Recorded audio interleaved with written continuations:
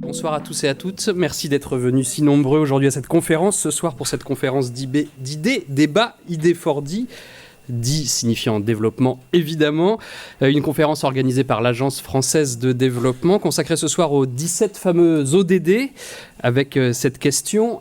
Et maintenant, ODD, Objectif Développement Durable. Alors vous le savez, c'était le 25 septembre dernier, les Nations Unies adoptaient une nouvelle feuille de route après les 8 objectifs du millénaire pour le développement. Cette fois, c'était qui couvrait la période 2000-2015. On passe aux 17 objectifs pour 2015-2030.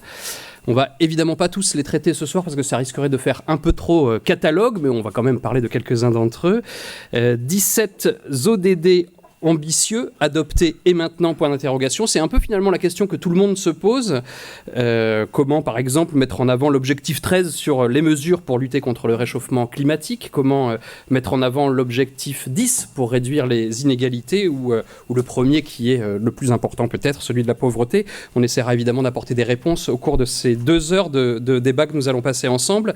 Avant de présenter les intervenants, je me présente. Je m'appelle Thomas Chauvineau. Je travaille notamment pour France Inter où j'anime une émission de débat l'été qui s'appelle le débat de midi. Je fais aussi beaucoup de reportages et de temps en temps l'animation d'une autre émission qui s'appelle Un jour en France. Je travaille également pour Canal+.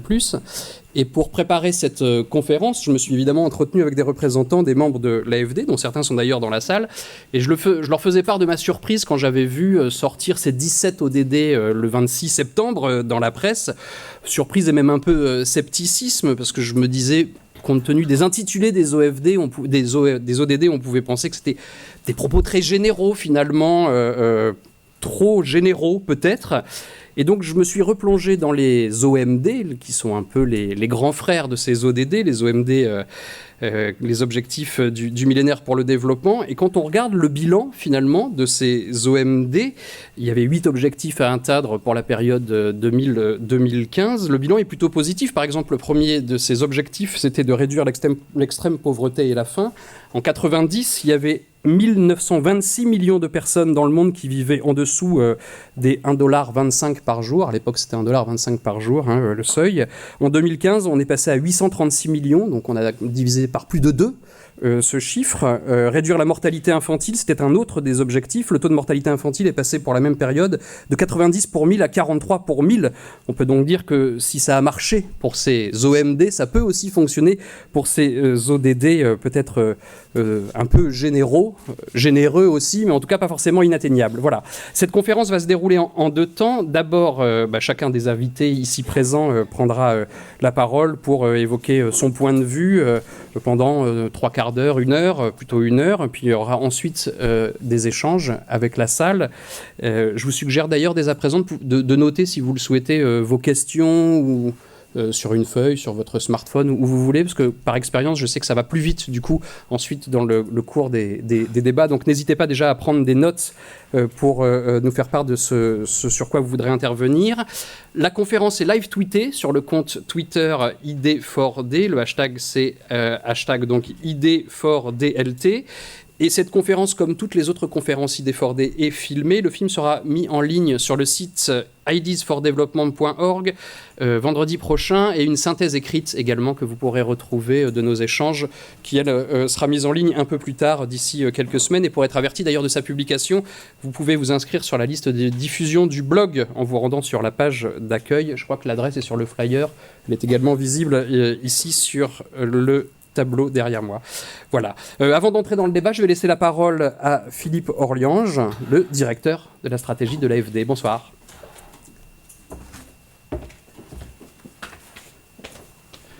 Bonsoir. La directrice générale, qui est légèrement indisposée, ne peut pas faire comme elle en avait le souhait, l'ouverture de cette conférence, et m'a demandé de le faire. Ce que je fais bien volontiers. Merci donc à vous tous d'être ici ce soir. On reconnaît un certain nombre de visages familiers qui ont participé à plusieurs des événements un peu similaires que l'AFD a organisés tout au long de cette année 2015, et puis des visages nouveaux, et on se félicite d'accueillir les uns et les autres. Les 17 ODD qui ont été adoptés à New York, fin septembre, vont structurer l'agenda international du développement au cours des 15 prochaines années, un peu comme les objectifs du millénaire du développement avaient guidé l'action des gouvernements depuis 2000. C'est donc un sujet incontournable pour une institution comme la nôtre, que nous avons choisi ce soir d'aborder plutôt sous l'angle de la mise en œuvre. Beaucoup a déjà été dit sur les ODD, mais il nous a semblé que le fait de s'interroger sur la manière dont on allait les mettre en œuvre maintenant était une approche pertinente. Je ne vais pas aborder ce sujet de comment on va faire, c'est le rôle des panélistes. Juste vous dire ce qui, de notre point de vue, donne du sens à cette démarche des ODD, des objectifs de développement durable, et en quoi ils renouvellent l'agenda international du développement, en tout cas du point de vue de l'agence française. La première révolution, elle est dans la démarche.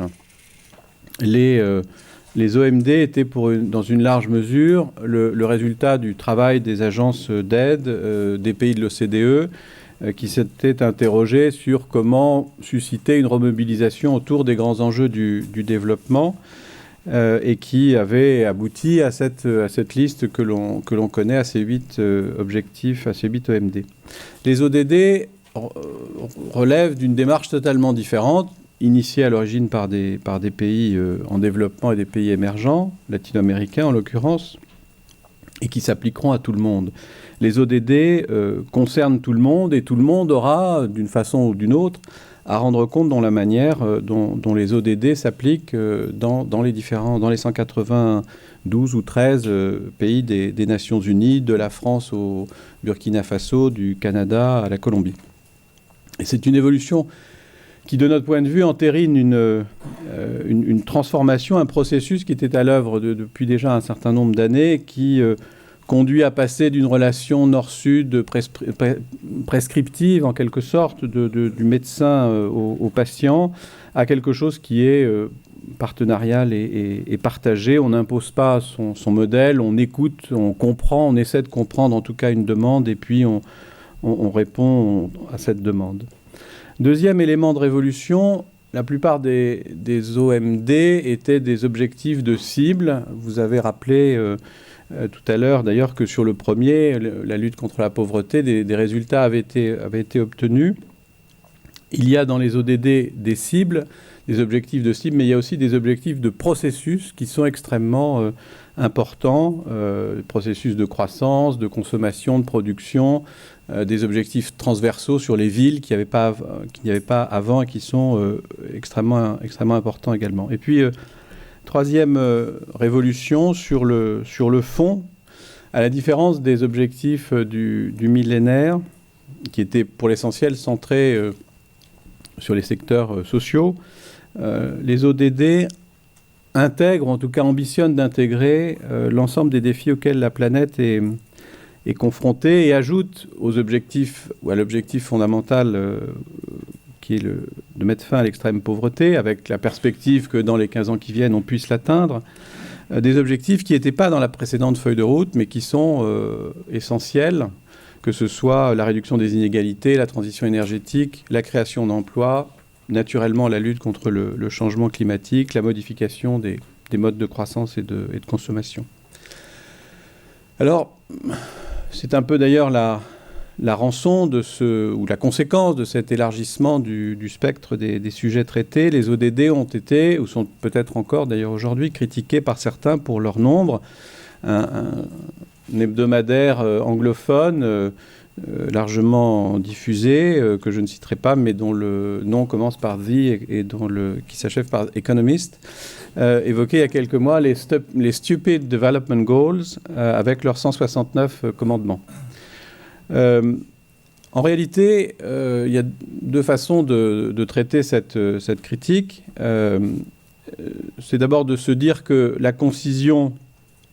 la recherche de la concision pour la concision n'est pas nécessairement un objectif en soi.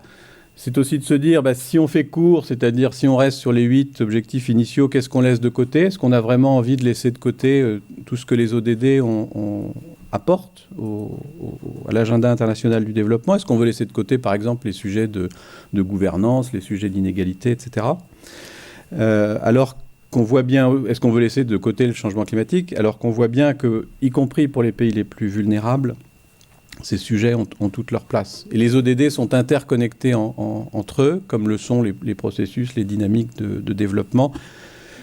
Et puis, si on se livre à un petit exercice auquel je me suis livré de comparaison avec des stratégies nationales ou régionales, si on regarde le nombre d'objectifs qu'il y a dans la stratégie de développement durable de la France ou dans l'équivalent à l'échelon européen, on s'aperçoit que les ODD, finalement, restent plutôt concis. Donc, c'est un mauvais procès.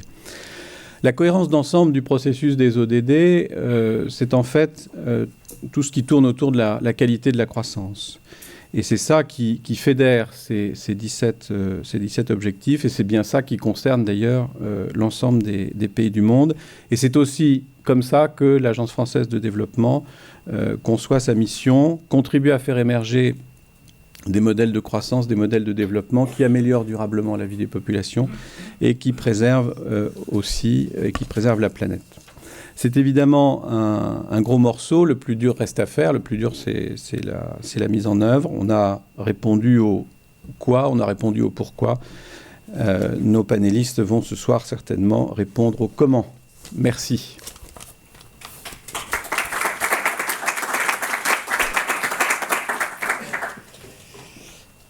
Eh bien, en effet, il va falloir répondre au pourquoi maintenant. Bon courage. Il vous reste à peu près 3 quarts d'heure. Je vous présente donc les 4 panélistes pour débattre ce soir. Frédérique Roder, bonsoir. Vous êtes directrice de l'agence One, que tous les fans d'un groupe de rock connaissent plutôt bien. Pierre Ducré, bonsoir. Vous êtes, vous, le président d'I4CE, l'Institut pour l'économie du climat. À vos côtés, Patrick Rabe. Pas tout à fait à vos côtés, une place à côté, Patrick Rabe de la délégation de l'Union européenne auprès de l'OCDE et de l'UNESCO, et André Pouillez-Duplex, donc de l'AFD. Merci à tous d'être venus aujourd'hui pour débattre. Je vous propose de diviser un peu le débat en 2 plans. D'abord, 2 questions essentielles qui vont nous occuper pendant 1 heure. D'abord sur les objectifs transversaux, on finira sur les objectifs transversaux plutôt, et on va commencer sur la mise en œuvre, donc, puisque c'est ce qui nous intéresse. Et peut-être la première question pour vous, André Pouillez-Duplex de l'AFD, qui aujourd'hui pour mettre en œuvre ces fameuses ODD? Merci, bonsoir à tout le monde. Ce que je voulais préciser peut-être dans un premier temps, c'est que des acteurs comme les bailleurs de fonds ou l'Agence française de développement, à titre bilatéral ou à titre multilatéral, ne mettaient pas en œuvre les ODD dans les pays d'intervention, mais simplement accompagnaient les opérations dans un cadre de financement et d'accompagnement. En revanche, il y a des acteurs de mise en œuvre, mais surtout, avant cela, il faudrait que les pays se dotent d'une volonté politique et de les décliner aux 3 niveaux de la société.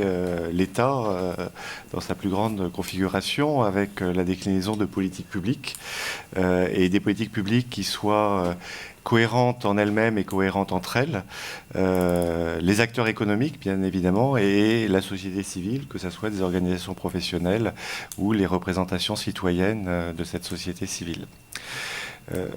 Ensuite, quand on a des financements et qu'on regarde ce que font les bailleurs de fonds pour la mise en œuvre ou pour accompagner la mise en œuvre de ces ODD, il y a des acteurs publics tels que l'Agence française de développement qui ont pour ambition non pas de répondre à tous les besoins. On voit bien que tous les besoins des ODD sont considérables et que les seuls bailleurs de fonds et la seule aide publique au développement et la seule aide au développement ne sera pas en mesure de faire face à ces besoins considérables. Mais il y a une double ambition de faire un effet levier et d'avoir un pouvoir catalytique sur d'autres financements. On a pour ambition d'avoir un pouvoir catalytique sur d'autres financements publics de type multilatéral, des financements européens ou autres. Et on a bien sûr une ambition d'effet levier sur aussi la finance privée. que ça soit les banques ou que ça soit bien sûr le secteur privé dans son organisation entrepreneuriale. Voilà un petit peu ce que je pouvais dire par rapport à la mise en œuvre des ODD. Eh bien, merci. Frédéric Roeder, vous me disiez, quand on a préparé ce débat, que pour vous, avant tout, c'était les États qui étaient les principaux concernés par cette mise en œuvre.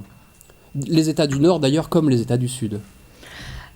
Alors, je l'ai dit parce que je pense qu'on parle beaucoup des partenariats multi-acteurs. En ce moment, on parle beaucoup du secteur privé qui, en effet, a aussi son rôle à jouer.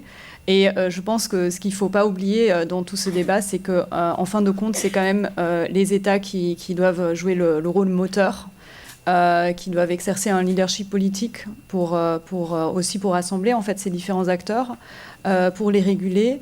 Et je pense que là aussi, où les États, et en effet les États du Nord comme les États du Sud, ont une responsabilité particulière, c'est d'aller vers vraiment les plus pauvres parmi les plus pauvres. Alors pourquoi je dis ça ? Parce que les ODD sont en effet... comme ça a déjà été dit par M. Orliange, en quelque sorte une révolution, parce que, entre autres, parce que cette fois-ci, on ne veut pas seulement faire un peu mieux, par exemple réduire l'extrême pauvreté, mais on veut vraiment aller au bout des choses, donc éradiquer l'extrême pauvreté. Et qu'est-ce que ça veut dire ? Ça veut dire qu'il faut aller beaucoup plus loin de ce qu'on a déjà fait, donc notamment aller vers ceux qui sont vraiment parmi les plus pauvres dans les pays les plus pauvres. Et ça, c'est une responsabilité des États. C'est pas le secteur privé, par exemple, qui va le faire. Et c'est pourquoi j'ai en effet insisté là-dessus dans la préparation et j'insiste aussi là-dessus ici. Il y a peut-être un autre acteur qu'on a un peu, qu'on oublie un peu dans les débats actuels, c'est le citoyen. Parce qu'en effet, ce qui a été différent avec les ODD, c'est qu'il y a eu un processus vraiment intégré dans le sens que c'était les États du Sud comme du Nord qui ont développé ces objectifs, mais avec tout un processus consultatif. Et donc ça crée bien évidemment des attentes. Ça engage aussi et je pense que c'est très clair avec les défis qui se profilent, avec les objectifs ambitieux qu'on se donne, que c'est pas possible de passer à côté du citoyen, donc l'impliquer aussi dans la mise en œuvre et notamment lui donner les moyens pour faire le suivi de cette mise en œuvre, pour que les citoyens puissent tenir responsable leur gouvernement de ce qui se passe. Est-ce que vraiment les financements, par exemple, ont été alloués ? Est-ce qu'ils sont allés vraiment vers des sujets traités par les ODD comme la santé, la lutte contre le changement climatique ? Et donc ça, c'est aussi un élément très important de la mise en œuvre. Comment, selon vous, le citoyen peut aller demander ces informations ? Alors, je pense qu'il y a déjà des moyens de le faire. Il y a plein d'initiatives différentes, mais ça reste bien évidemment un défi, notamment pour les citoyens dans les pays les plus pauvres. Alors, je pense qu'on a aussi une opportunité, c'est le développement du numérique. Il y a de plus en plus de personnes, et aussi en Afrique, qui ont accès à Internet, qui ont des téléphones portables. C'est pas encore du tout tout le monde, mais ça avance. Et ça donne bien évidemment d'autres moyens aussi de contrôle des citoyens. Et il y a par exemple un exemple que la France a mis en œuvre. Elle a mis en place des sites de transparence pour plusieurs pays partenaires. Donc par exemple, le premier pays, c'était le Mali. Et donc là, c'est possible pour le citoyen français ou malien d'aller sur Internet et de regarder quels projets sont financés par la France, combien d'argent a été engagé, et aussi de faire un retour. C'est juste un exemple et c'est pas du tout la solution magique, comme j'ai dit, parce que elle marchera pas encore pour les plus pauvres parmi les plus pauvres, mais c'est une piste. Et c'est pour dire aussi que même si les défis semblent peut-être énormes, les objectifs très ambitieux, c'est aussi qu'on a d'autres moyens aujourd'hui à notre disposition qu'on avait il y a 15 ans. Patrick Raab de l'Union européenne sur cette question. Oui, merci, bonsoir. Juste peut-être un mot pour expliquer pourquoi je parle français comme ça, c'est parce que je suis d'origine suédoise, donc vous m'excuserez s'il vous plaît. Non, voilà.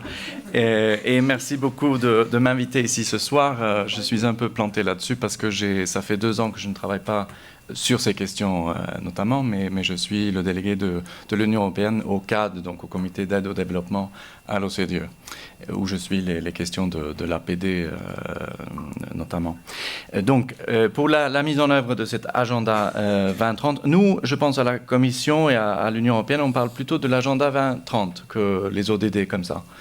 Parce que je pense que nous, on insisterons sur la globalité du préambule, des objectifs, des targets, etc. Tout est un paquet qui est... 2030 comme 2020-2030. 2030, voilà. Non, 2030. C'est le nom donné par le sommet, en fait, de la totalité.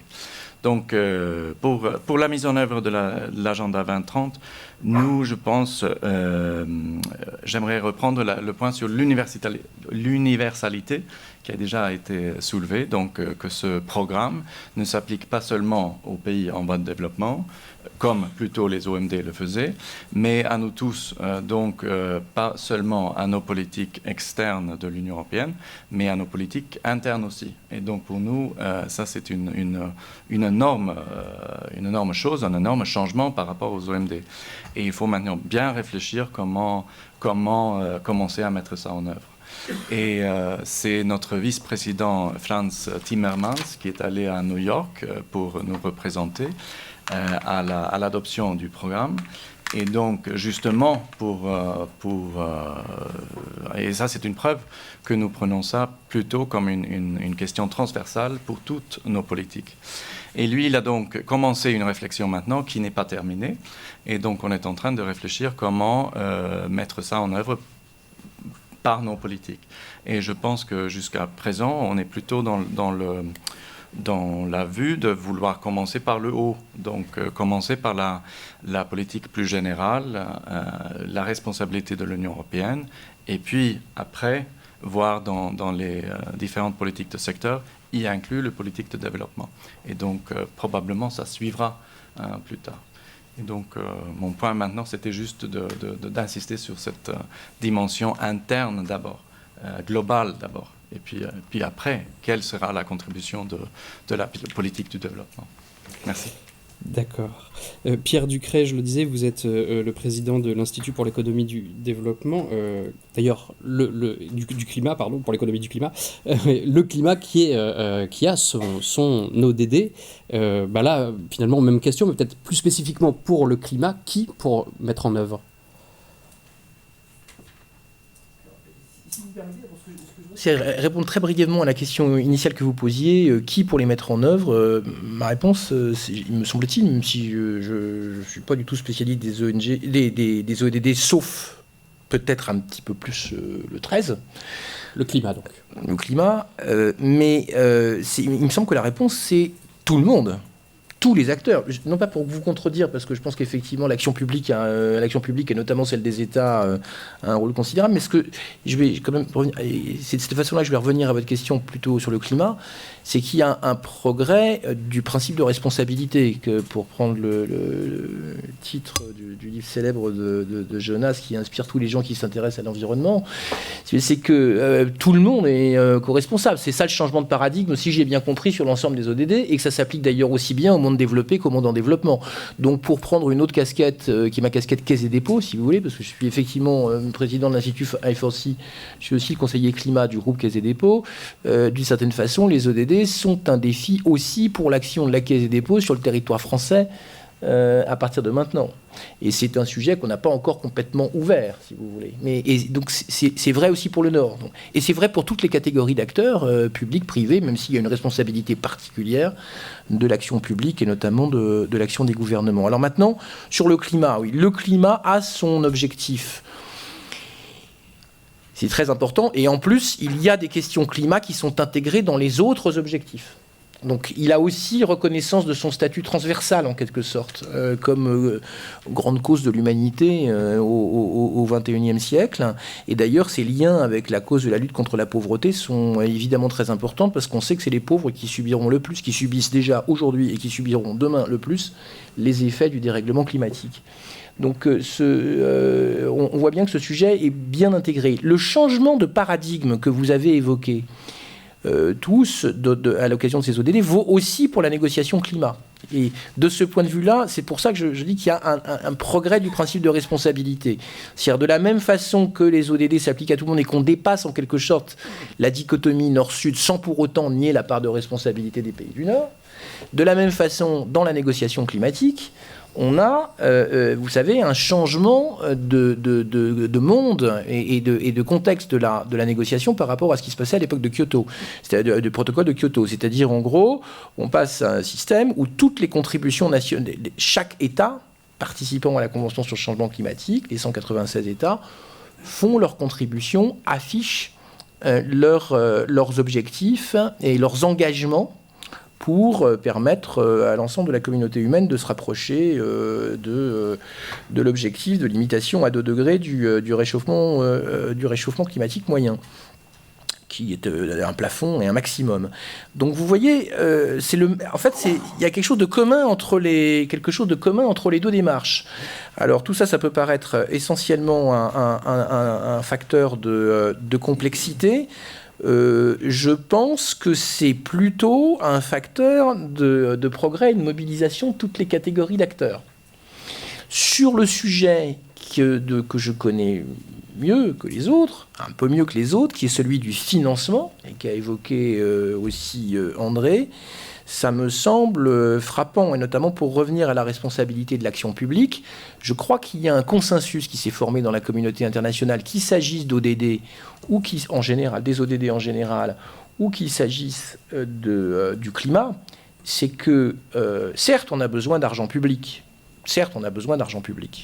on a besoin d'argent public bien orienté, mais les besoins de transformation du monde sur tous les sujets, à commencer, parce que c'est celui que je connais mieux, celui du climat, les besoins financiers dépassent très très largement toutes les hypothèses les plus optimistes qu'on peut envisager sur on ne parle pas de milliards, on ne parle pas par exemple de 100 milliards qui correspond, vous le savez, dans la négociation climatique à l'objectif au minimum de flux nord-sud qui doivent être déclenchés à partir de 2020 pour financer les mesures d'atténuation et d'adaptation dans les pays du Sud.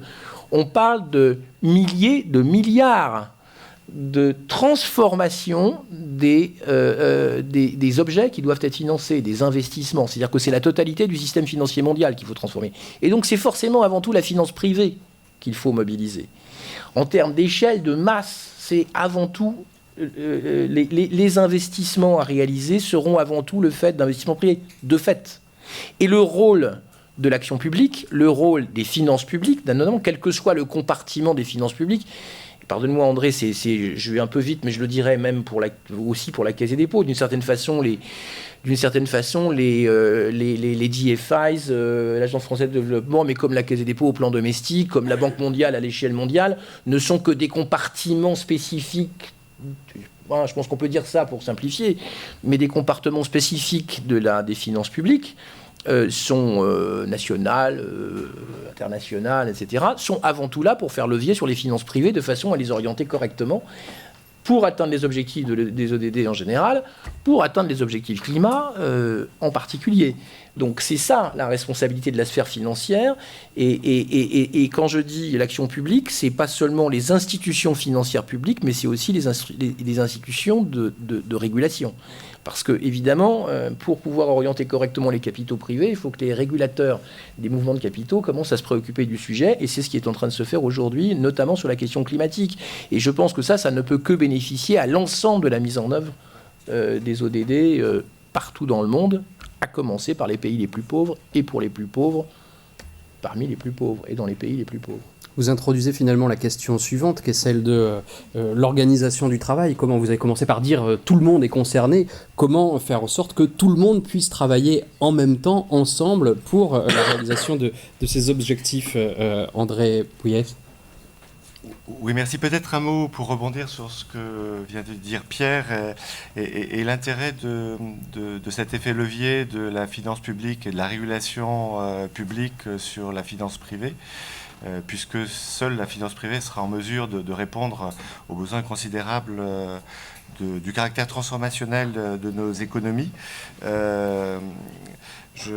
il me semble qu'à cela, on peut ajouter la convergence des agendas, la confirmation de la convergence des agendas de cette fameuse année 2015, où on a commencé en Addis Abeba, qui globalement a dit exactement ceci, c'est-à-dire qu'on avait besoin de l'argent public, du leadership public, des politiques publiques, qui devaient faire effet levier sur l'argent privé.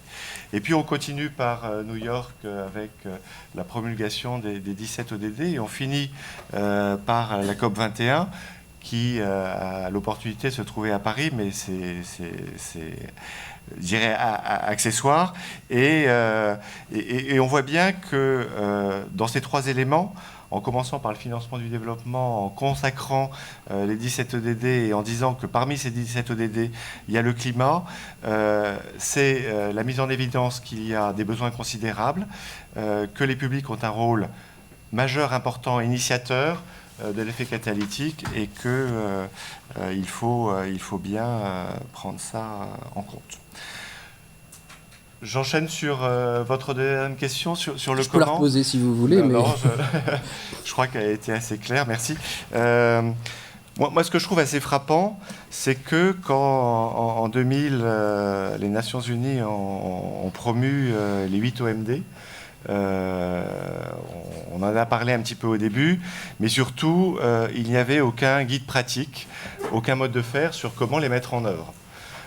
Quand aujourd'hui, le 25 septembre 2015, on promeut 17 ODD, c'est encore pire, je dirais, en termes de mise en œuvre et en termes de guide pratique en la matière. Et c'est vrai que par rapport à ça, les États, les organisations économiques, les organisations de la société civile, les bailleurs de fonds de la sphère privée ou de la sphère publique sont un peu démunis. Donc on réfléchit, on regarde et on constate assez vite dans la lecture de ces 17 ODD, de ces 169 cibles et de ces 304 indicateurs, parce qu'on n'a pas cité le chiffre, mais il y a quand même 304 indicateurs, on s'aperçoit que tout ça, ça nous force à sortir d'une logique sectorielle telle qu'on l'a conçue globalement jusqu'à présent, et à aller vers du multidimensionnel. Ce multidimensionnel, je voudrais le décliner sur 3 exemples. Le premier exemple, et en tout cas c'est ce que l'Agence française de développement a pour ambition de lancer, c'est l'approche territoire. Dans le cadre d'une approche territoire, on a globalement un bien commun. Donc je vais faire court parce que je ne suis pas un spécialiste et j'ai entendu notre chef économiste en parler, donc je vais essayer de retranscrire. Un bien commun, c'est ce qui est rival, c'est-à-dire grosso modo fini, et qui est non exclusif, c'est-à-dire globalement il n'est pas payant en tant que tel. Alors on peut prendre la ressource en eau d'un bassin versant, qu'il soit géographiquement localisé dans un pays ou qu'il soit transfrontalier. Et l'approche qu'on a déjà commencé à promouvoir et qu'on peut appuyer, c'est de mettre autour d'une même table, c'est un peu figuré, l'ensemble des utilisateurs de cette ressource en eau. Ça peut être les sociétés de production et distribution d'eau potable pour les villes. Ça peut être les exploitants d'hydroélectricité dans le cas des barrages. C'est bien sûr les exploitations agricoles et leur organisation pour les questions d'irrigation. C'est bien sûr le transport et le commerce par voie fluviale. Et en face de ces acteurs, usagers de cette ressource commune, mettent en face les politiques et qu'il y a un travail sur la définition de la bonne gestion ou de la bonne utilisation, d'une bonne gouvernance de l'utilisation de cette gestion, de cette ressource naturelle qui est par définition finie. Alors, j'ai parlé de l'eau au travers d'un bassin versant, on peut parler aussi d'un bassin industriel ou d'un bassin d'emploi. On le voit en Tunisie dans un certain nombre de cas, on le voit au Sénégal pour la dépollution de la baie de Han. Il nous semble qu'une nouvelle approche d'axer la réflexion, d'ancrer ces ODD au travers d'une approche territoire et multidimensionnelle, au travers des acteurs et des usagers, est assez prometteuse. La deuxième approche qu'on souhaiterait compléter, approfondir et aller dans le temps, c'est l'approche acteur ou multi-acteur. Je vais prendre l'exemple que je connais un petit peu bien sur une filière agricole. Et je vais prendre l'exemple de la filière café au Laos, où l'Agence française de développement a commencé à aider des exploitants agricoles à se regrouper en groupements de producteurs, puis en coopératives, et à aller s'adosser, tant bien que mal, à des marchés nationaux, mais le marché là-haut est quand même assez petit, régionaux et puis bien sûr internationaux.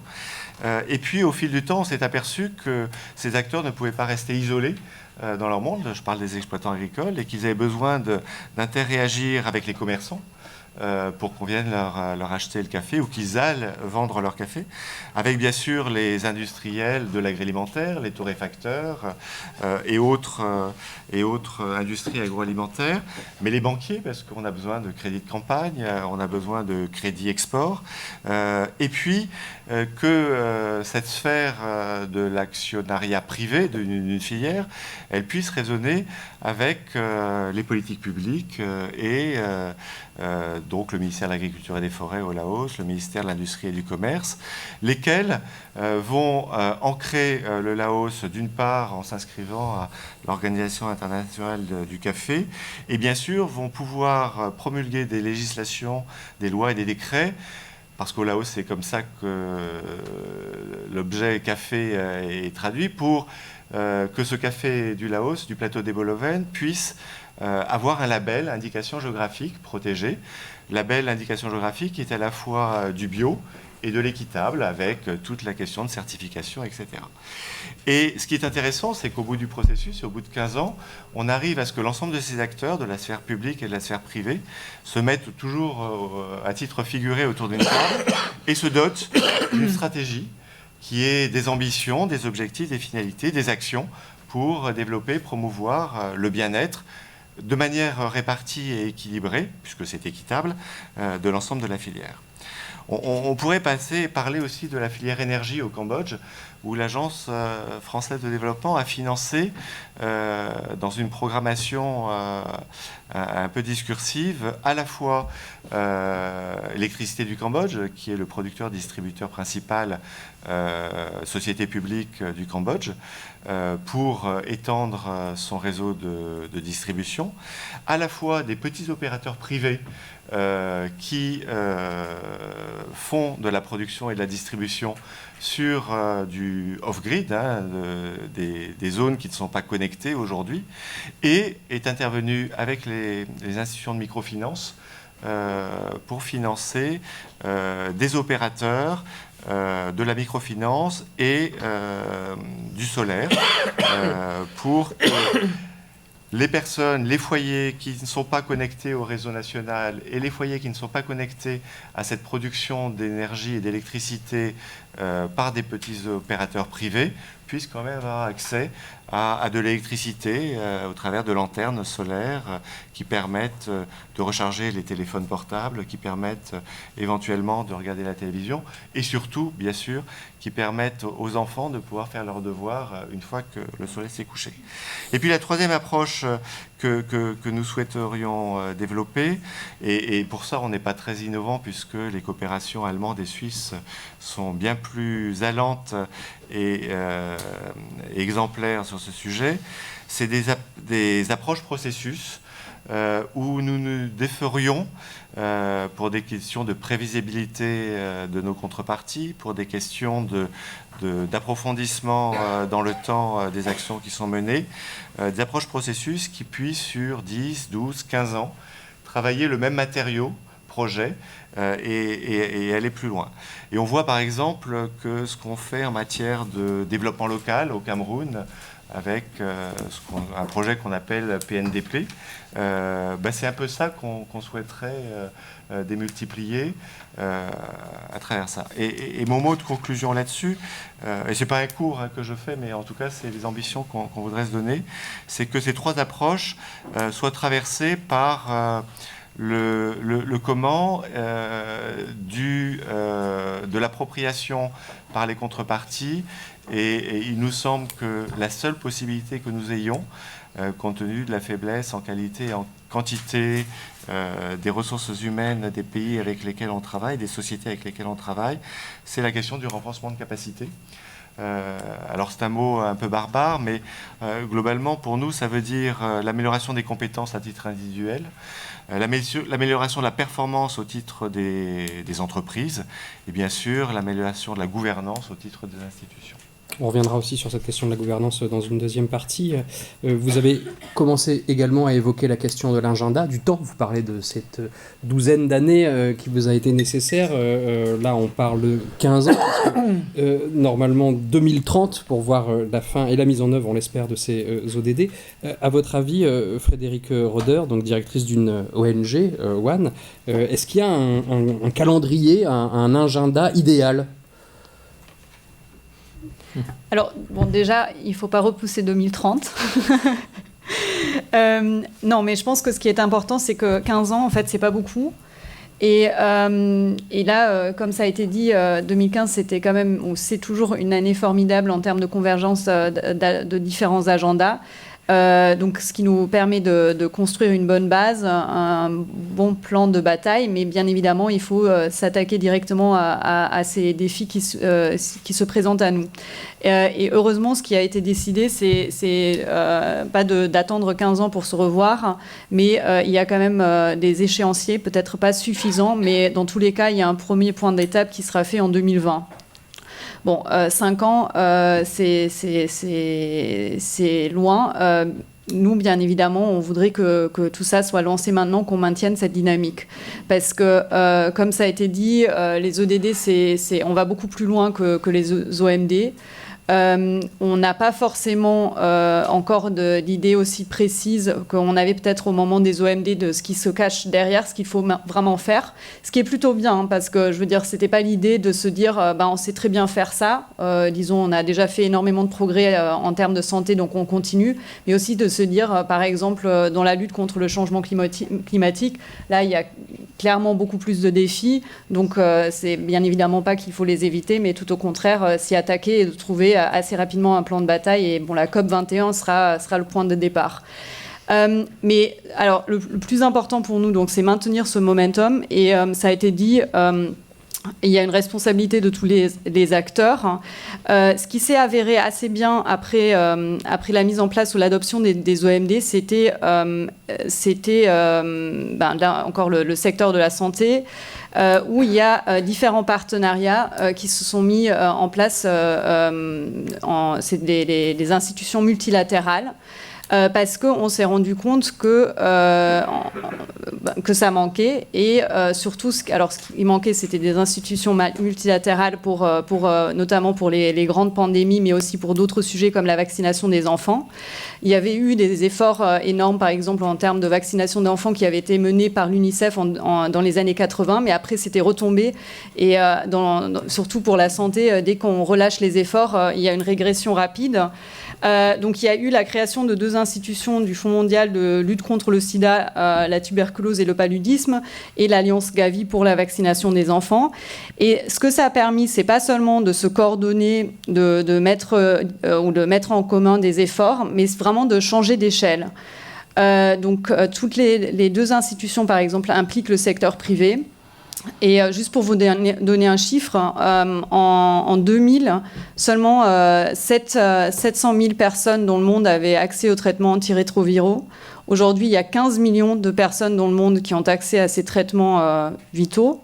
Et 8 millions de ces 15 sont financés grâce au Fonds mondial. Donc ça montre vraiment ce changement d'échelle. Et ce que le Fonds mondial a permis, c'est non seulement la mobilisation d'acteurs, en premier lieu des États, mais pas seulement, mais ça a aussi permis d'engager ce rapport de force avec le secteur pharmaceutique, de faire baisser les prix, par exemple, d'améliorer la distribution des médicaments, aussi d'accélérer la recherche.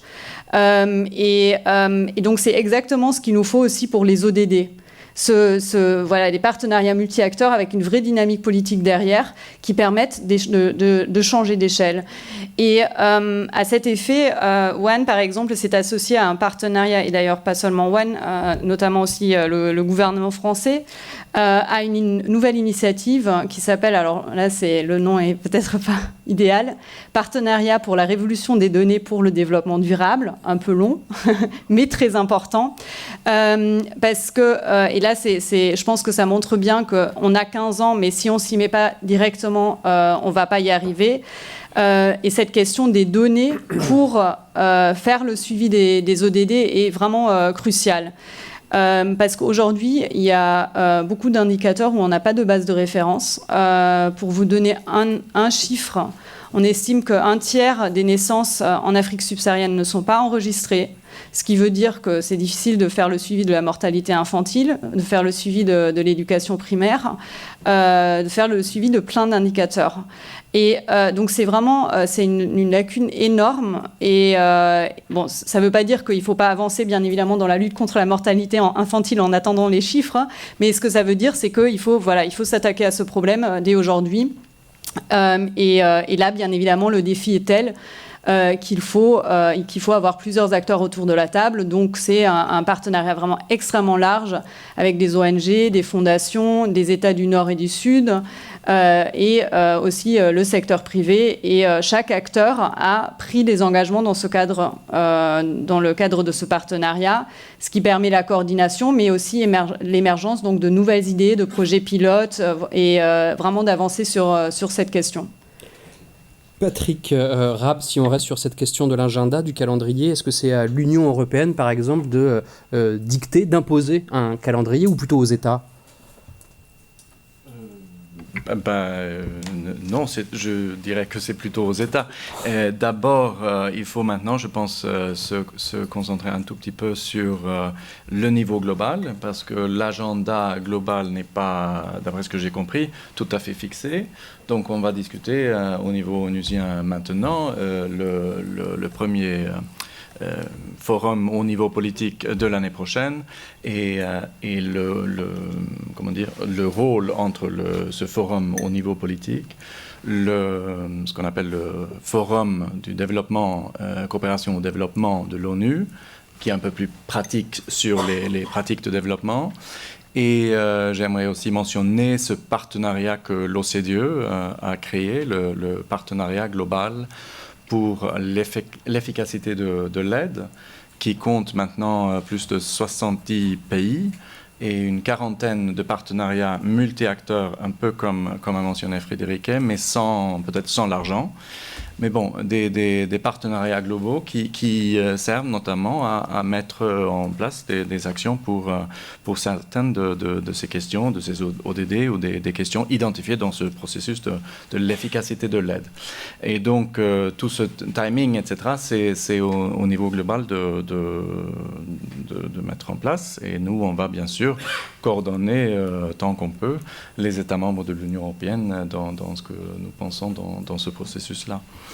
Mais ensuite, j'espère une différence entre les ODD et les OMD de 2000 et justement ce qui a été mentionné, le processus de préparation qui a été remarquablement inclusif.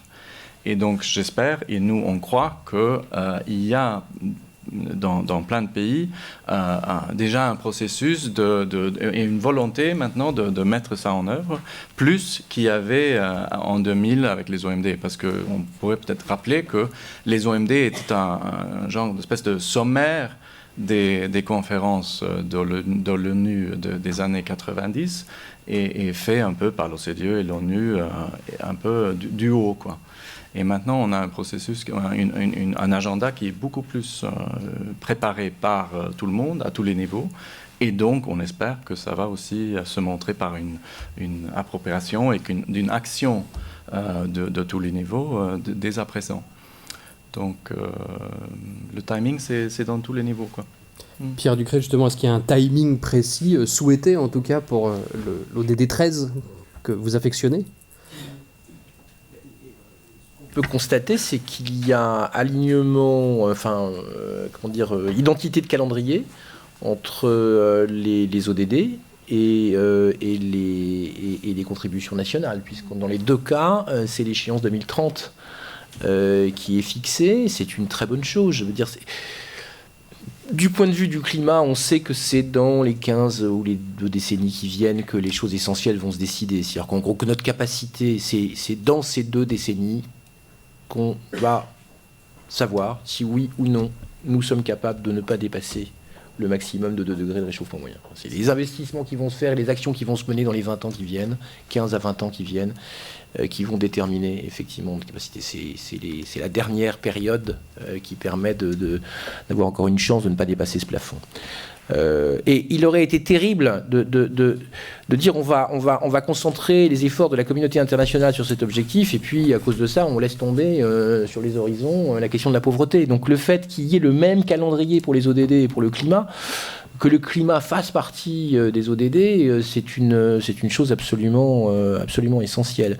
Je pense que ce calendrier très serré est un facteur d'efficacité de l'action, en fait. C'est probablement autant on a besoin d'avoir des visions long terme, etc., autant le fait de se donner, quels que soient les sujets, des objectifs relativement courts, et en l'occurrence sur des objectifs courts, c'est plutôt un facteur de mobilisation de toutes les catégories d'acteurs. Et il semble qu'il y ait aujourd'hui un sentiment d'urgence assez partagé, non seulement par les États, mais aussi par un bon nombre d'acteurs du secteur privé. André Pouillès-Duplex, est-ce que ça veut dire aussi qu'il faut, dans ce court temps donc imparti, 15 années comme vous venez de l'expliquer, créer, développer une nouvelle division du travail ? Oui, sans doute. C'est vraisemblablement le sujet le plus compliqué en la matière. Alors, ça ne veut pas dire que rien n'a été fait. Hein. Il y a bien sûr toute la dynamique, déclaration de Paris, plan d'action d'Accra, et le suivi à Busan, plus la suite sur toutes les questions, et j'y apporterai d'appropriation et d'alignement, ce qui me paraît le plus important. Appropriation, ça veut dire que c'est bien les États qui doivent être guides et prendre le lead de la définition de leurs priorités, et que ce n'est pas aux bailleurs de fonds ou aux acteurs extérieurs de décider de quels seront les drivers de leur croissance économique et sociale dans un contexte environnementalement durable. Ça, c'est le premier élément. Et puis, bien sûr, alignement, ça veut dire que l'engagement que les bailleurs de fonds vont prendre ces priorités et vont les décliner avec les financements et la mise en œuvre.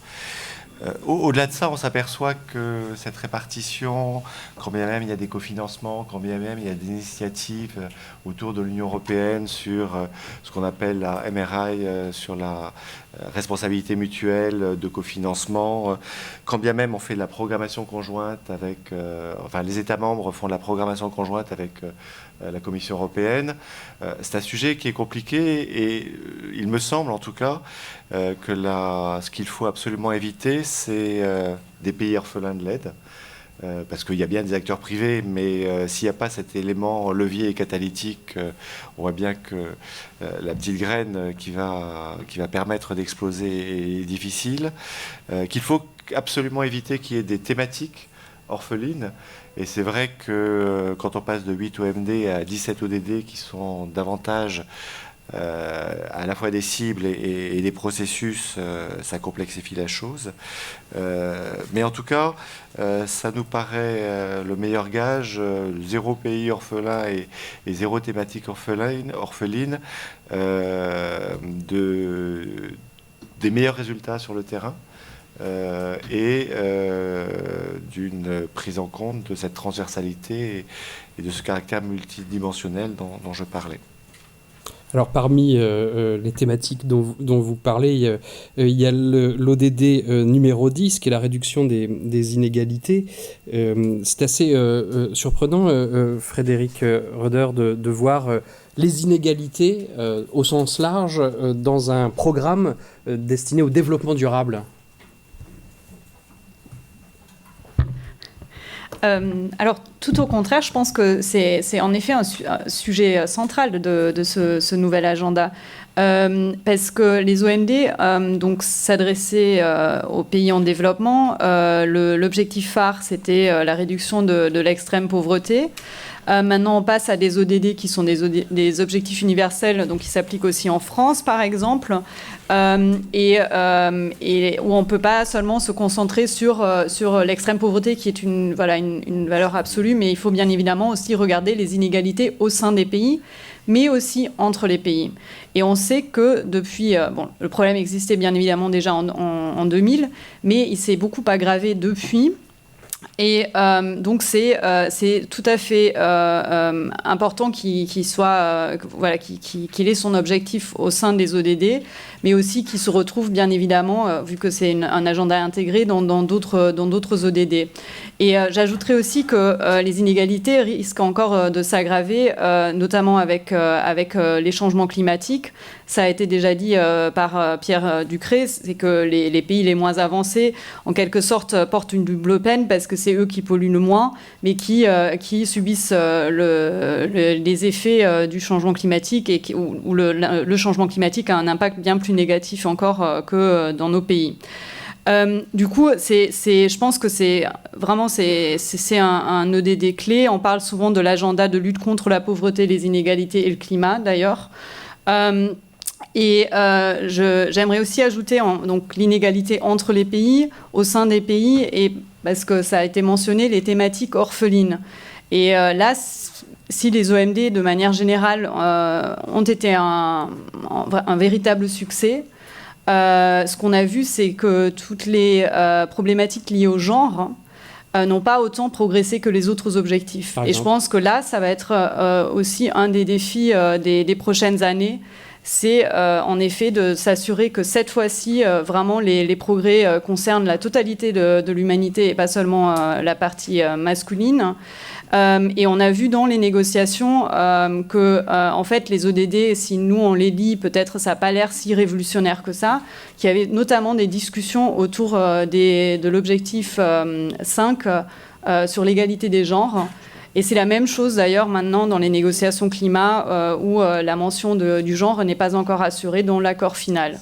Donc ça, c'est peut-être quelque chose qu'il ne faut pas oublier, c'est que les inégalités, on pense souvent au fait qu'il y a beaucoup pas beaucoup, il y a quelques riches qui détiennent la plupart des richesses du monde. 1%. Exactement, il y a à nouveau des chiffres qui viennent de sortir, hein, ça s'empire, mais il faut aussi penser à l'inégalité entre femmes et hommes.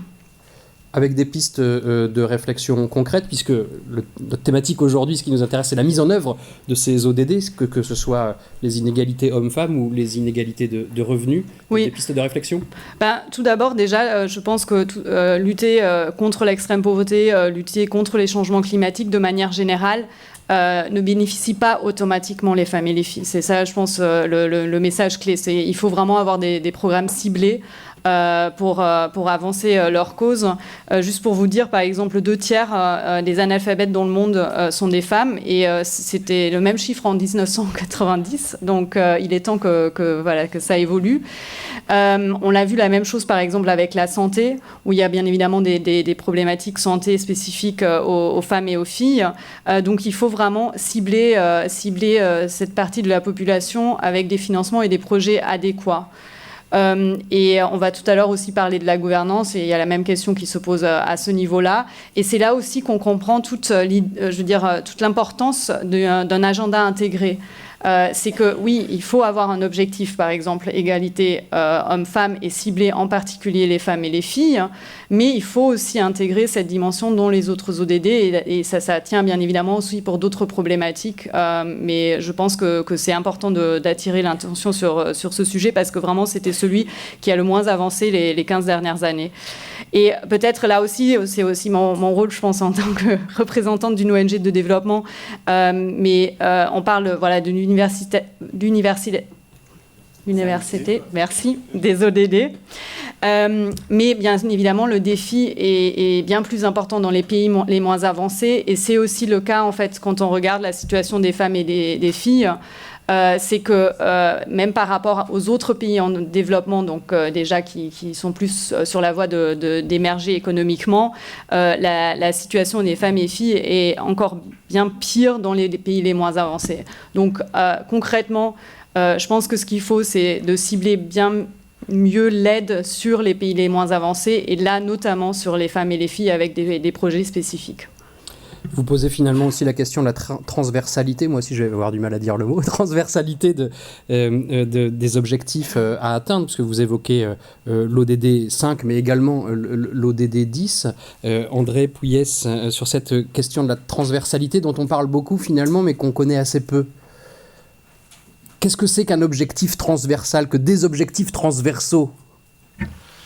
En tant que directeur des appuis transversaux, je devrais pouvoir y répondre facilement. Non, c'est pas aussi simple que ça.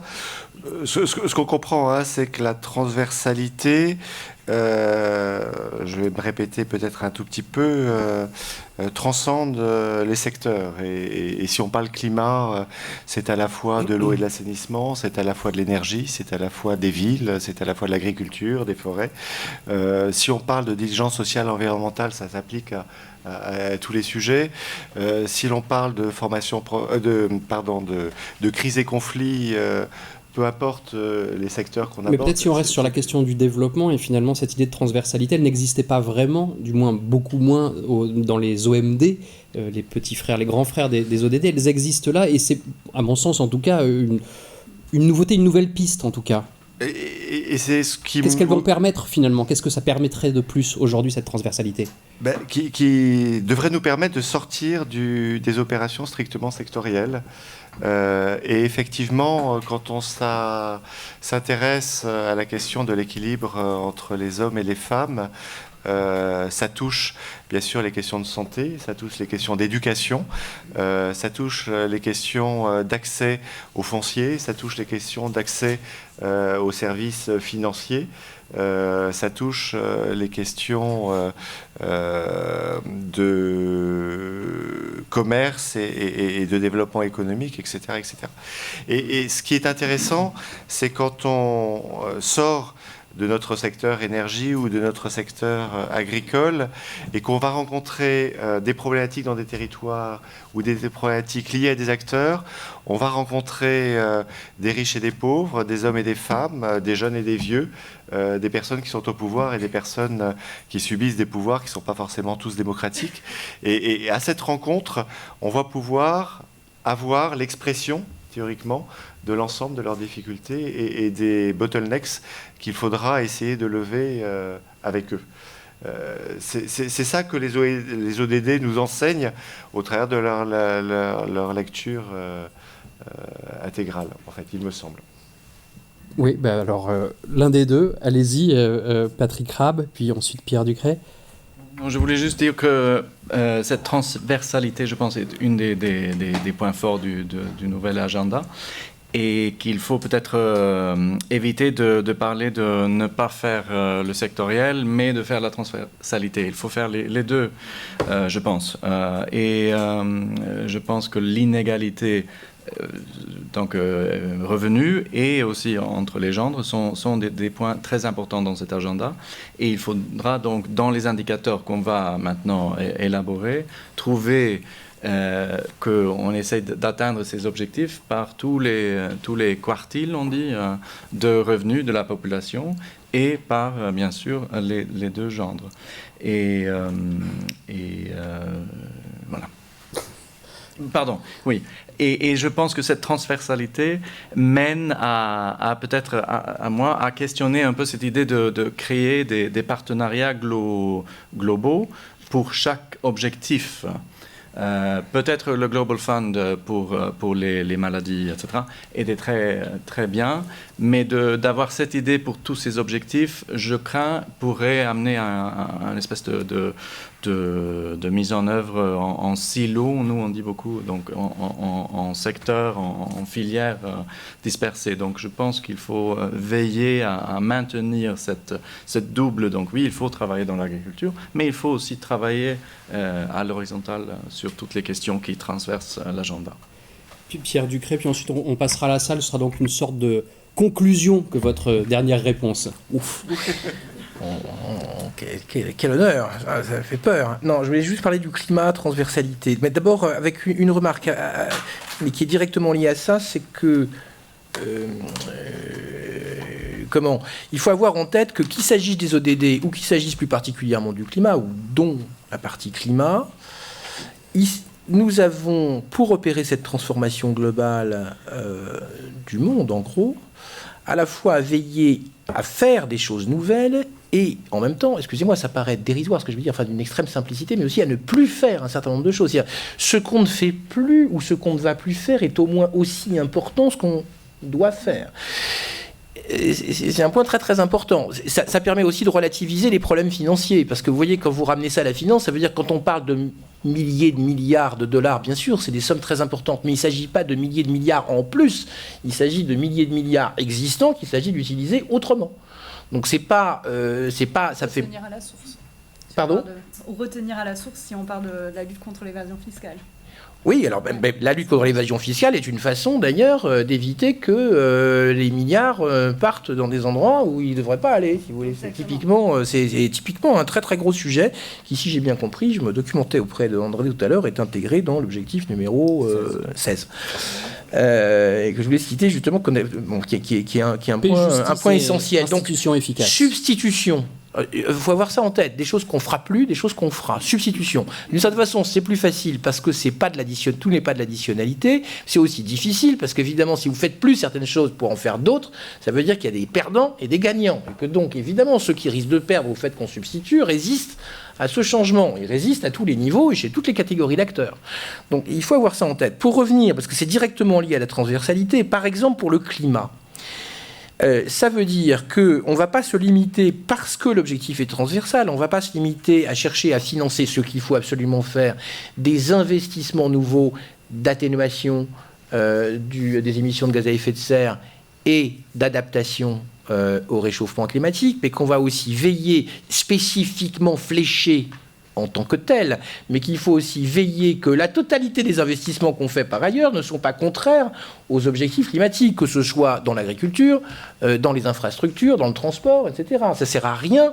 De la même façon, si vous voulez, pour revenir à des choses qui ne sont pas de l'ordre projet, mais qui sont de l'ordre des mécanismes de régulation, des signaux économiques, c'est très important, par exemple, de mettre en place des dispositifs de prix du carbone, et pas seulement dans les pays du Nord. Et d'ailleurs, une des bonnes choses qu'on voit apparaître dans les ANDCs, dans les contributions nationales, c'est les pays du Sud qui commencent à dire que le prix du carbone peut être un des moyens, justement, d'actionner l'accélération, d'accélérer les évolutions climatiques. Mais ça ne sert à rien de faire ça si on ne supprime pas, dans le même temps, les subventions aux énergies fossiles. Ce qui est le corollaire de cette action. Alors ça, on n'est pas encore tout à fait dans la transversalité, mais vous voyez que si on étend ce principe, ne plus faire un certain nombre de choses, c'est dans tous les domaines qu'il y a certaines choses qu'on ne veut plus faire si on veut respecter l'objectif climat. Je termine sur ce point en disant, et pardonnez-moi, je vais être un tout petit peu plus technique, et là pour le coup, parler pour l'Institute for Climate Economics, I4C. C'est pas A4CE, c'est I4C. Sorry. Un petit clin d'œil sur le... Voilà, c'est que l'équipe que j'ai l'honneur de présider, et qui est représentée dans la salle par de bien plus experts que moi, travaille sur ces sujets, directement sur ce sujet de la transversalité fondamentalement. Parce qu'en fait, ce que fait I4C, ce que l'équipe a commencé à faire notamment grâce à la commande de l'AFD, qui est par ailleurs un des deux principaux sponsors de l'équipe en général, c'est faire ce qu'on appelle, dans le jargon de l'analyse des finances dirigées vers le climat, du tracking. C'est-à-dire, ce qui est directement lié à la question de la transversalité. C'est-à-dire, comment je vais pouvoir identifier dans ce que je finance. Le plus facile, évidemment, c'est ce qui est directement fléché dès le départ, mais aussi ce qui présente des co-bénéfices climat, ou ce que j'interromps éventuellement, ou ce que je permets d'interrompre comme opération de financement qui n'était pas bénéfique au climat. Donc vous voyez, cette question du suivi, du tracking et du monitoring de l'ensemble du suivi et du pilotage de l'ensemble des financements climat par les institutions financières publiques est absolument essentiel, parce que c'est aussi la condition pour pouvoir orienter correctement les financements privés. Et si en plus on arrive à se mettre d'accord à partir de ces travaux sur des principes pour lesquels milite l'Agence française de développement aux côtés de la Banque mondiale, qui s'appliquerait aussi bien aux institutions financières publiques, mais aussi aux institutions financières privées, sur des modalités de définition de ce qui... si je résume les choses simplement, de ce qu'il faut faire et de ce qu'il ne faut pas faire, ou de ce qui correspond aux objectifs et de ce qui n'y correspond pas, ce qui peut paraître simple, mais ne l'est pas dans la réalité, eh bien, je pense que c'est déjà la base d'un très très grand progrès. Donc c'est en gros un des axes de travail importants de l'affaire. Si vous me donniez encore une seconde, je voudrais juste dire une chose. Une seule. Voilà, une seule chose. C'est sur le sujet climat. On a quand même il y a beaucoup de choses qui sont bien orientées. On a un gros problème et une grosse objection. Enfin, moi, je considère que c'est la principale objection, en fait, venant du monde économique, sur ce sujet du climat, de la finance climat et, disons plus globalement, de l'évolution vers l'économie verte. La principale objection, c'est vous êtes bien gentil avec votre histoire d'économie verte, mais si je veux investir 100 milliards de dollars dans les 3 ans qui viennent, dites-moi où je trouve les supports d'investissement. C'est-à-dire, en gros, l'objection, et je pense que ça s'applique dans d'autres domaines que je connais moins bien, et notamment dans l'investissement d'impact social, etc. C'est-à-dire, il y a une insuffisance d'actifs vertueux, une insuffisance de projets vertueux, et une des grandes responsabilités à la fois des pays, c'est pour ça que les partenariats multi-acteurs sont aussi importants, c'est que pour arriver à fabriquer des actifs qui vont pouvoir être comestibles pour les investisseurs, c'est-à-dire, quand on dit les investisseurs, c'est pas des grands méchants, les investisseurs, c'est vous, parce que c'est votre épargne. C'est l'épargne du monde, qui pour l'essentiel est détenue par des fonds de pension, etc. Et qui vont acheter ces trucs-là parce que tout simplement ça permet de correspondre à peu près à des taux de rendement qui, on a de la chance d'ailleurs, sont parmi les plus faibles que le monde ait jamais connus. Mais pour qu'ils puissent acheter en gros des obligations qui se rapportent à des objectifs importants, il faut construire ces projets. Et pour construire ces projets et les rendre justement comestibles pour le système financier mondial, il faut une coopération très très forte entre de nombreux acteurs, de la régulation venant des États, des institutions financières publiques qui sont capables d'apporter des socles de financement, des institutions financières privées qui s'alignent parce qu'elles y voient leur intérêt d'ailleurs, et c'est très bien que tout le monde y trouve son intérêt, c'est ça l'objectif, c'est d'aligner les intérêts, et je crois que le travail que nous avons à faire tous, chacun à sa place aujourd'hui, c'est de faire en sorte que ces coalitions permettent de faire émerger des projets de grande envergure. Quand je dis projet, c'est pas seulement des grosses infrastructures, des grands barrages et des machins de ce genre, c'est quelquefois des dispositifs qui permettent de mobiliser de gros volumes d'argent. Ça peut être quelquefois de l'agrégation de petits projets. Vous voyez, et c'est ça une des difficultés principales que nous avons à résoudre, surtout du côté des institutions financières de tout poil, aujourd'hui dans le monde. Et qu'il faudra résoudre avant 2030. Merci Pierre Ducret pour votre réponse. Je propose de passer aux questions dans la salle.